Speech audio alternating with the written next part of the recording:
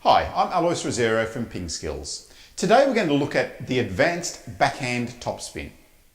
When we're looking to advance our backhand topspin, we need to start with the legs. So making sure that we are in a good, low, balanced leg position to start to utilize the muscles in our legs to generate more speed.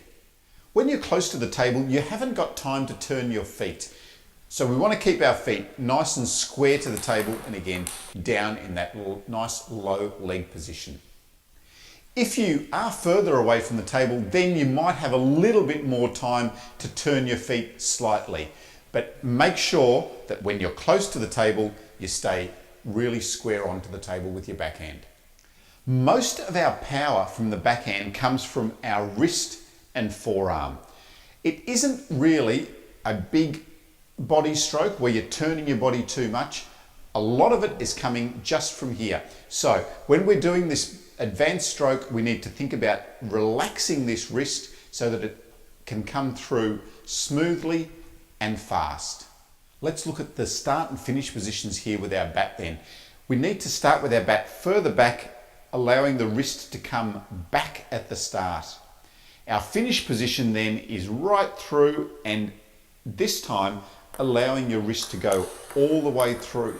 As a good guide, think about your bat handle pointing to the side wall at the finish of your backhand advanced stroke. The next thing is to think about your hip rotation. You haven't got much time to rotate your hips backwards and forwards. You can use them a little. So just turning slightly and turning them forward.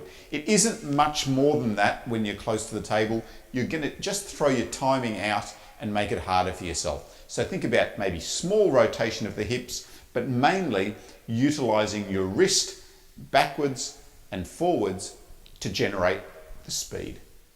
The further away from the table you get, the more time you've got. So your stroke now can become a little bit bigger. You can extend your starting position back further, so to next to your hip, and follow through further as well. Still utilizing that wrist effectively from back to forward. Remember, that's still where you're going to get most of your power from. But from back from the table, your swing can get bigger, your hip rotation can get a little bit bigger as well. So your stroke can become more from here all the way through.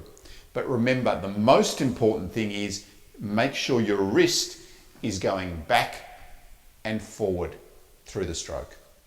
The principles of the advanced backhand topspin are similar against the backspin and the topspin ball. The difference is that off the backspin ball, you do need to start lower and finish higher. So the stroke becomes slightly more vertical.